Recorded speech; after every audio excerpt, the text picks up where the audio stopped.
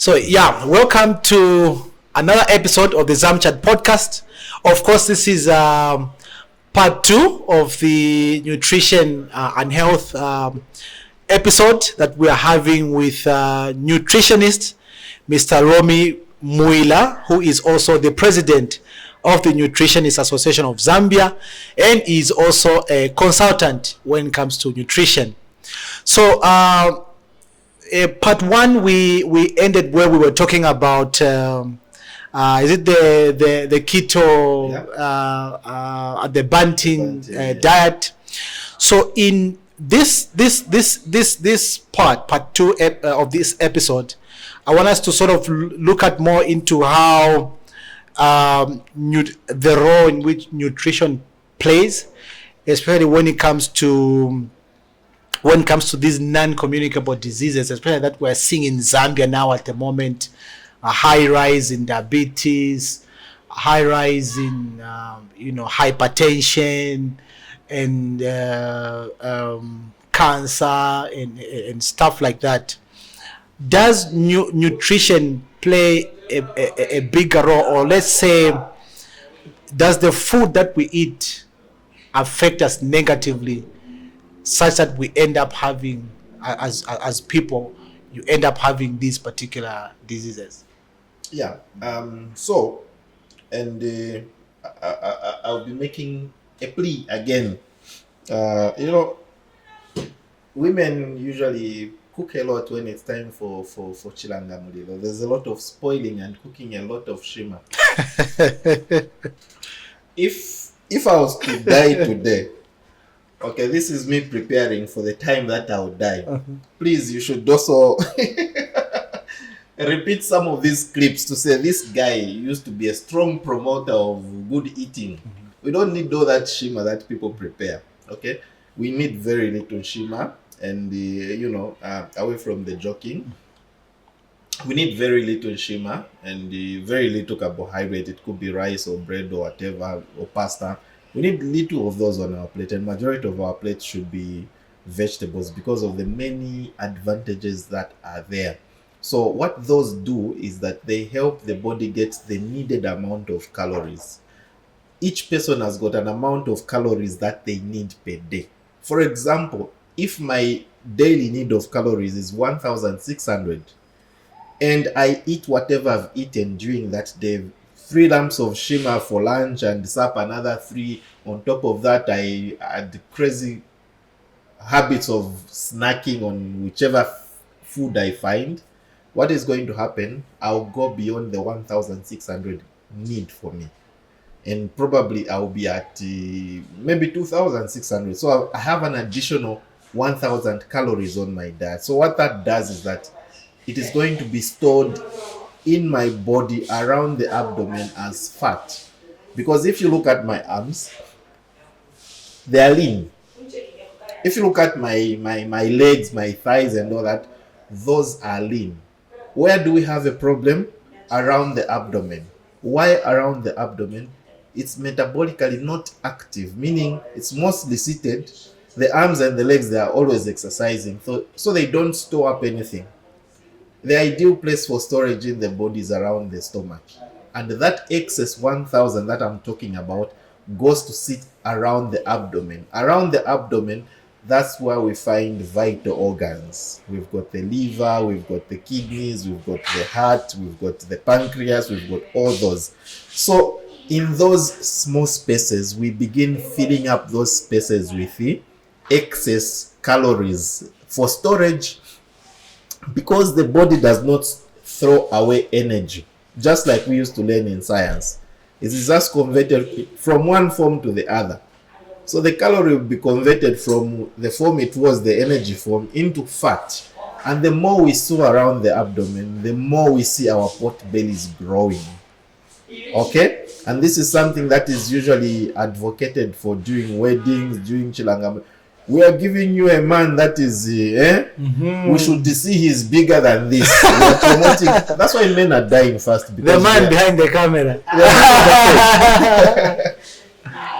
So, having said that, we've seen a rise in non-communicable diseases. And what are these non-communicable diseases? These are diseases without an infectious cause. The hypertension, the diabetes, the kidney problems, some cancers and all that. They don't come because there's an infection. They come as a result of lifestyle. How you've been eating, how you've been doing your exercise and all those things. So these have been on the rise. And for your own information, 35% of deaths are due to non-communicable diseases, what we are eating and what we are drinking. And nutrition has got a key role. Because we're talking about what we are eating, already we are speaking about what nutrition is able to do. So you find when it comes to preventive measures, nutrition is very key, because people need to have the correct messages out there in terms of their eating habits, what they need to feed on. And once you end up in the hospital as well, nutrition becomes a key thing, because the healthcare team has got its own specialities. You get me? So you find, I'll give an example of a medical doctor. If someone is living with diabetes and they find that they've got diabetes type 2, for example, and the sugars keep on going up, the reaction to that is to increase your dosage of medicine for them to be able to drop your sugar levels. If you are on insulin, they are going to increase your insulin dosage for them to be able to drop your sugars. And in there comes a key thing. Yes, the dosage has been increased, but what is causing that sugar to go up?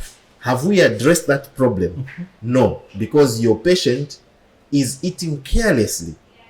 So this is where now teamwork comes in, and appreciating different specialities. So a dietitian or a nutritionist is able to come in and advise on that team. And I always say a good medical doctor is going to refer you to a nutritionist. They will not claim to have all the knowledge. They will refer you to an expert who is well vested, because doctors do not learn nutrition the way the nutritionist will learn it. Probably they just look at principles to understand a bit about nutrition, and there are many things that they will learn in their practice or in their training as doctors. So therefore they are not really well vested to be able to advise comprehensively on diet. And if they leave out a trained personnel, a nutritionist, to be able to advise adequately on that, then we've got mixed messages with patients, which has been reported apparently. Okay, so the nutritionist now, nutrition will be able to play a very big role in managing the sugar levels of that particular patient. For example, if it's someone that is living with hypertension, for example, and they need to lose weight, evidence shows that if you lose weight by 1 to 3 kgs, you also reduce your blood pressure readings by 3 movements, or diastolic and systolic will move by 3 digits as a result of losing weight. And how do you lose weight? The key thing is what you are eating. So you find nutrition is also at the heart of the health care system, and it needs to be appreciated to beyond what it is now, for us to be able to reduce the number of days a patient is going to stay in the hospital, and also just to make sure that our patients are able to recover quickly. Then we have a good system that is able to promote all those. So if we just put our nutrition in order, then we see that prevention is well taken care of, and the curative side is well taken care of. What has happened over the years in our country, in our region, and Africa at large is nutrition transition.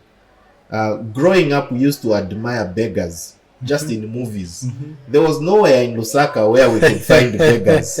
Okay, this time when we check, if I just go outside, I'll find a shop with a beggar. You know, we're going to enjoy those. So because of industrialization and the economy is improving, because the economy, what it is now, is not what it was back then.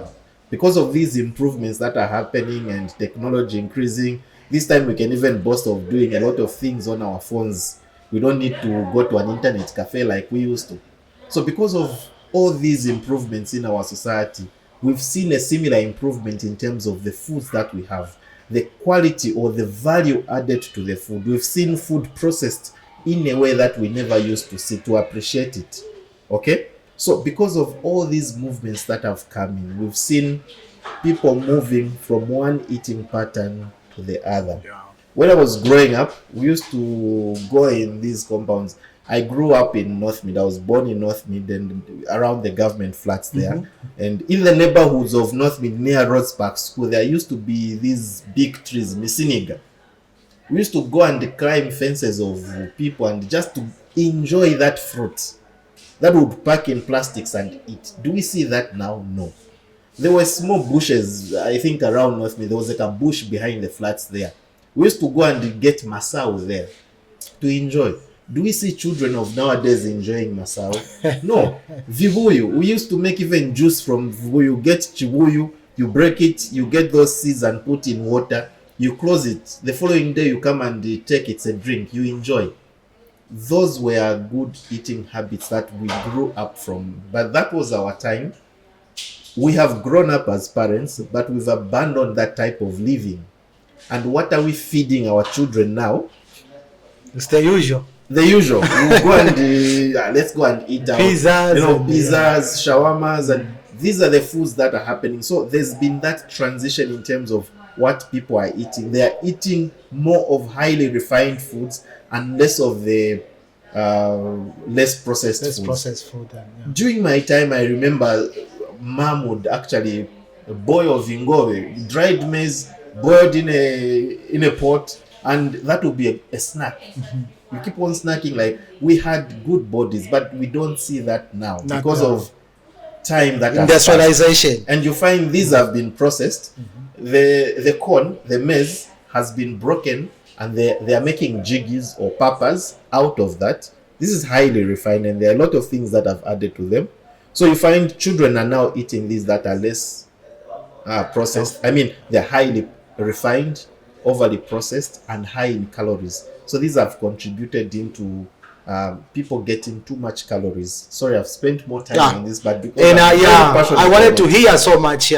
And they are consuming highly refined foods because of the nutrition transition that has happened.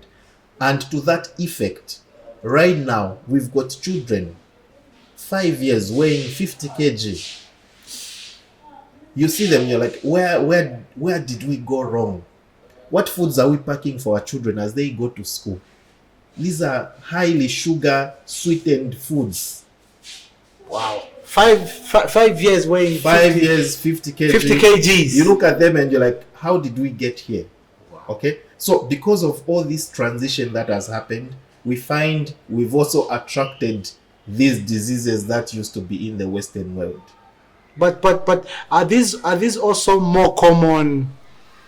Are these, especially when you look at these conditions, they more or less likely to occur, let's say, in, how can I put it, like the more privileged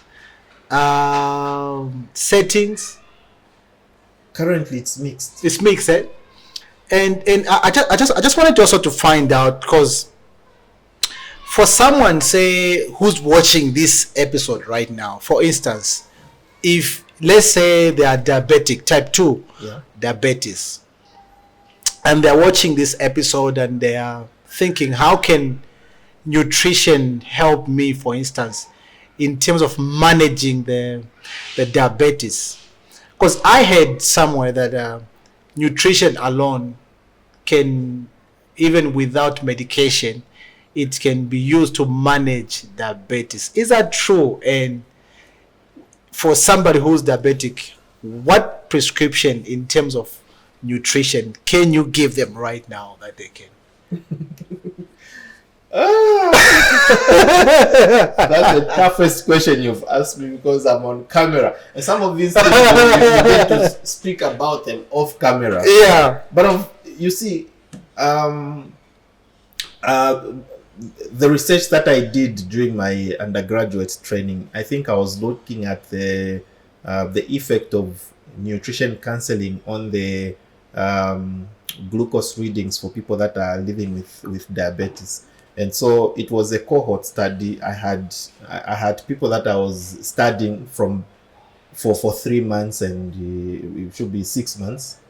I was studying them for that period of time. So we started with a baseline and we had a target. And during that time, I had intensive interactions with them. And one thing that we saw being significant is the change in their sugar readings. Whilst they enjoyed their normal meals, the meals that we are all supposed to be eating. Okay, so there was that change.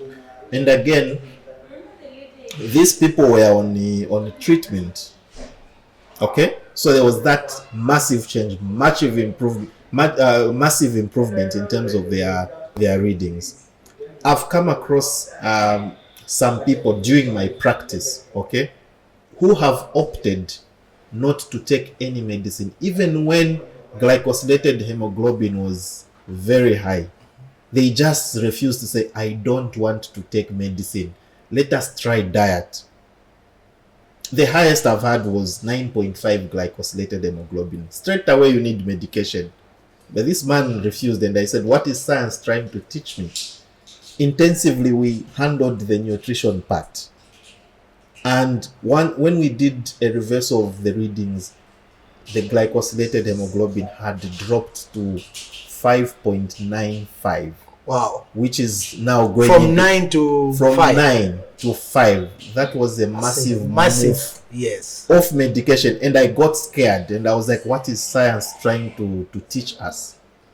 So, and that was not the only one. There are a few others that just said, no, let us hold on first.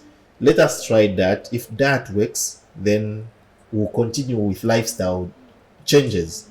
If the sugar levels misbehave, we're going to take the medicine. And I've seen those changes happening for those that have got the willpower. The mind is tuned to just making sure that they have their diet intact. And there's been that reversal for those numbers that would just guarantee you need to start medication straight away. So this shows the importance of nutrition. Once you just correct your eating habits, then you move yourself away from these lifestyle diseases. However, if you're living with diabetes and you're on medication, appreciate the presence of that medication, because it's just making your life easy in terms of helping distribute your sugars from your blood into the cells where they are needed. You eat healthy and you don't have any problem. And I usually say diabetes is very easy to manage, but again, very stubborn. If you don't follow what it wants, it's going to take your kidneys with it. It's going to put you at risk of a cardiovascular disease. You're going to be amputated. You're going to get blind. And for men, should I end there? No, continue. Go deeper. For men, diabetes is going to make you have an erection problem, and it will be a problem in your house. So it's very important to just make sure that you control. It's very much easy for you to go and buy ROMMIE, reduce your portion of Oshima, and eat a lot of vegetables, and your sugars are not going up. It's much cheaper than for you to lose a part of your body. For example, they cut your leg because your sugars have been going high and your leg has developed gangrene and there's nothing they can do about it. They cut. You lose your sight because you've not been eating well. That's an expensive process. So you're better off just following the diet. And the principle that I can advise those people living with diabetes is that if you want to understand your body very well, check your sugars so often when you're just starting. Check your sugars in the morning for fasting. Check your sugars 2 hours after you eat your breakfast, and make sure that you take note of everything and the quantities of your meals, your breakfast. What is in that breakfast? What did I eat? What quantities? 2 hours after your breakfast, check what is my sugar reading. If you want to eat a snack because you're hungry, it's okay. You can enjoy your fruit or your groundnuts. At lunch, when you eat your main meal, again, take note of your meal. 2 hours after, check your reading. For supper, do the same. So what that is doing to you, it's helping you to find a profile of some kind. Because this sugar reading that you measure 2 hours after your breakfast or your lunch or your supper gives you a direct interpretation of how that food you ate has affected your sugar levels. Therefore, if you know that you ate too much at lunch, it's going to show in your blood sugars. Then you know that, oh, I didn't have enough vegetables. I think I had too much in shima. Then you're able to make an adjustment. It's not a time to discard whatever was there. It's time for you to revisit your meal, reduce the quantities, and try the same combination again. Then you pick it up from there. You do that consistently for a month. Every day you're doing that. Trust me, what you come up with is a good understanding of your body. And you find that even when you're living with diabetes, you begin to understand yourself to say, so there's a point when I can actually enjoy pizza. There's a time when I can actually enjoy a piece of cake without cream, but I can eat at least a piece of cake, and I'm living with diabetes. So you begin understanding your body much better than you did before, and you realize to say you are just living the same life like any other person is living. Is sugar addictive? Very addictive. It appears to me, that it's very, very addictive, and that's why I think that's why we enjoy it so much. Yeah. As human beings, especially if you have been exposed to sugar from your early to eating a lot of sugar. Yeah. So how can you tone down on the sugar how can you reduce that? How can you tone down, being the fact that it's addictive? Because you always want to eat, you always want to enjoy it's just the mind. It's your mind. So you need to trick your mind as well. So if you're so addicted to the sugar, begin by making small adjustments. For example, start by over diluting your drinks. Or if you used to add 2 tablespoons of sugar in your tea, start by reducing and put maybe 1.5 or 1 3/4, and keep on reducing gradually. Before you know it, you'll be able to enjoy water. People sometimes laugh at me because I don't know, maybe it's because of my training in secondary school, but I'm able to eat bread with plain water, and I'm used. I don't even feel anything about it. Okay? So it starts by just training your mind. Okay? Once you play with the ratio of mixing your sugar into your fluid, you play around that. Eventually you move to a stage where you are able to enjoy a beverage or food with less sugar. The same applies to the portions of the foods that we are talking about. It's all about your mind. The stomach is very elastic.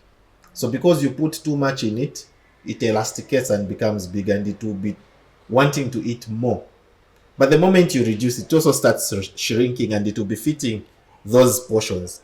So eventually you find that if you used to eat 3 lumps of nshima, you drop down to 2.5 to 2 to 1 to half a lump. You will not even realize that a long time ago you used to eat 3 lumps. And if you attempt to eat 3 lumps, you're going to become overly full and very uncomfortable. The same applies to the sugars. The moment you start training yourself and you are weaning yourself off these consuming a lot of sugar, you reach a stage where if you just take a normal drink like that, you just take 1 or 2 sips because it will be too sweet for you. The next thing you want is to dilute. So it's just the mindset, and once we begin working on adjusting on those, it's much better. If it's the children, right from the time they are 6 months old and they start feeding, let's accustom children to take more water and less of the drinks, because that way we are training them. Once they grow up knowing that, okay, water, they'll just be enjoying water. Once in a while, let them take the drink, but they should understand, so okay, this comes as a luxury once in a while. I love water and all that. So before you know it, you'll be a water person. Interesting. I know we touched on it a little bit, but in connection with these communicable diseases, in terms of a balanced diet, what constitutes a balanced diet? Because I understand that many people always just talk about a balanced diet, but Yeah. we really do not even understand what a balanced diet is. Yeah. So a balanced diet, though it has been refined now, because a balanced diet could mean anything in terms of okay, balanced will remain like that, but in terms of the food grouping, that has been revised. Previously, we used to say energy giving, protective foods, and the bodybuilding. Then you have a balanced diet. Okay, but this time I can say if you are talking about having a balanced diet, have your carbohydrate, have your protein, and have your vegetables there. Then you have a balanced diet. As you talk about your carbohydrate, there's a range of variety in there. There's shima, there's rice, there's the potatoes, there's kandolo, there's the pumpkin, there's the butternut. All those are carbohydrates. Okay. When we talk about the vegetables, again, vegetables are in their own region. They are the green leafy vegetables. They are vegetables of different colors. So all these are also in their group. There's also the fruits